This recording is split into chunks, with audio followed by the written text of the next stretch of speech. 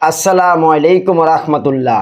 আলহামদুলিল্লাহ সুম্মা আলহামদুলিল্লাহ। প্রিয় দর্শক, এই স্ক্রিনে যে ছবিটা দেখতে পাচ্ছেন, অবশেষে আমার প্রিয় শায়েখ, বাংলার গর্ব, আমাদের আগামী রহমার শাইখুল হাদিস আল্লামা মাহমুদুল হক সাহেবের সাথে সাক্ষাৎ হয়েছে।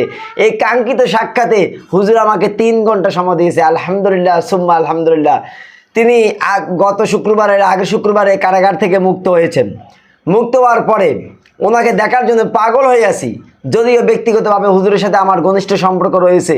হুজুর প্রায় সময় আমার দোকানে আসতেন, আমাকে বাঁপিরে সফরে নিয়ে যেতেন, অনেক অনেক ঘটনা ওনার সাথে আমার। কিন্তু কারাগারে যাওয়ার পর 3.5 বছর ওনাকে অনেক মিস করেছি। বাংলাদেশের প্রত্যেকটা মানুষ ওনার জন্য কেঁদেছে, দোয়া করেছে। আল্লাহ সুবহানাহু ওয়া তাআলা অবশেষে ওনাকে আমাদের মাঝে ফিরিয়ে দিলেন। মানুষ যেভাবে ওনাকে দেখতে যাচ্ছে বাংলাদেশের বিভিন্ন প্রান্ত থেকে, আসলে এত ভিড়ের মাঝে ওনার সাথে সাক্ষাৎ করা খুব কঠিন ব্যাপার হয়ে দাঁড়িয়েছে। আমি তো অনেক ভয় পেয়েছি, না জানি আগের মতো সম্পর্ক থাকবে কিনা, না জানি উনি আমাকে চিনবে কিনা। অনেক ভয়ভীতি, অনেক কিছু মনের ভিতরে আমার গিয়েছে। আলহামদুলিল্লাহ সুম্মা আলহামদুলিল্লাহ। গতকালকে সেই সাক্ষাৎ হয়েছে, ওনার মাদ্রাসা গিয়েছি।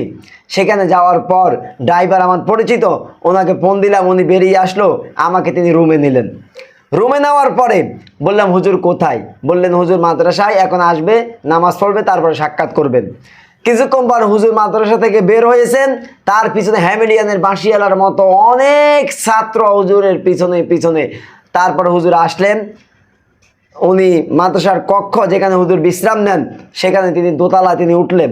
উঠার পর আমি সালাম দিলাম, উনি সালামের উত্তর নেন নাই, হয়তো আমাকে চিনতে পারেন নাই। উনি সোজা নামাজে গেলেন, নামাজের যায় নামাজে গিয়ে 2 রাকাত সুন্নত আদায় করলেন। আমিও সুন্নত আদায় করলাম না। কিছুক্ষণ পর উনি সালাম ফিরানোর পর আমি সালাম দিলাম, মুসাফা করলেন। বলল, নাসির তুমি এখানে? অবশ্যই সাক্ষাৎ হলো। বললাম, হুজুর আপনাকে দেখার জন্য আসলাম। এরপরে জোহরের জামাত শেষ করলাম।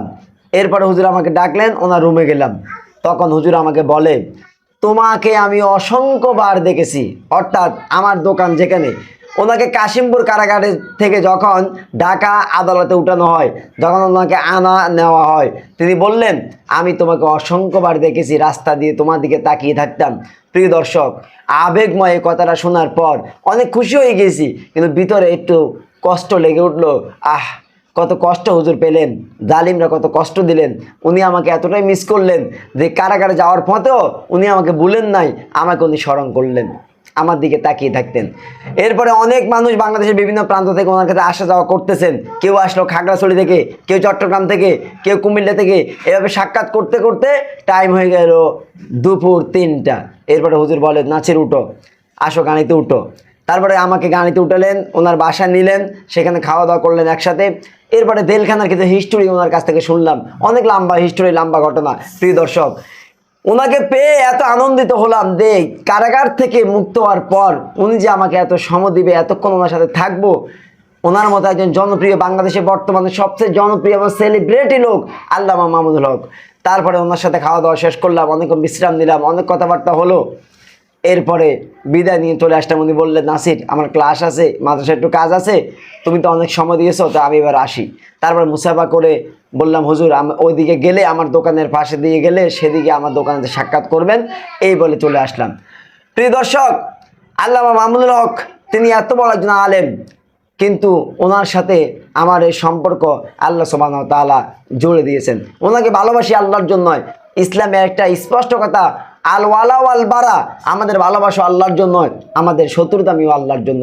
আল্লামা মাহমুদুল হক ইমানের পরীক্ষা দিয়েছেন। তিনি আমাকে বলেছেন যে আমাকে বলেন তোমার বয়স কত? বললাম আমার বয়স হলো 32। তখন বলে আমার বয়স হলো 50 শেষ, আর কয় বছরও বাঁচবো, যতদিন বাঁচি হকের এই পথ কখনো ছাড়বো না, এই পথেই আসি। তারপর আমাকে কিছু নসিহত তিনি করলেন। এই হলো হিস্টোরি। প্রিয় দর্শক, আল্লামা মাহমুদুল হককে আমরা ভালোবাসি, আল্লাহর জন্য ভালোবাসি। আমাদের এই ভালোবাসা একমাত্র আল্লাহর জন্য। তো আসলে আপনাদেরকে হিস্টোরিটা শোনানোর কারণ হলো যে আপনারা অনেকে ওনাকে ভালোবাসেন। তাই আমার সাথে সাক্ষাৎটা হয়েছে এবং ওনার সম্পর্কে জানলাম, বুঝলাম উনি কারাগারে কেমন ছিল, এগুলো আপনাদের সাথে শেয়ার করলাম। উনি ঠিক আগের সাথে অনেক অনেক অনেক বেশি ঈমান দীপ্ত হয়েছেন। আল্লাহ সুবহানাহু ওয়া তাআলা ওনাকে কবুল করুক। জাতির জন্য তার জীবনকে তিনি উৎসর্গ করলেন, আল্লাহ তা কবুল করুক।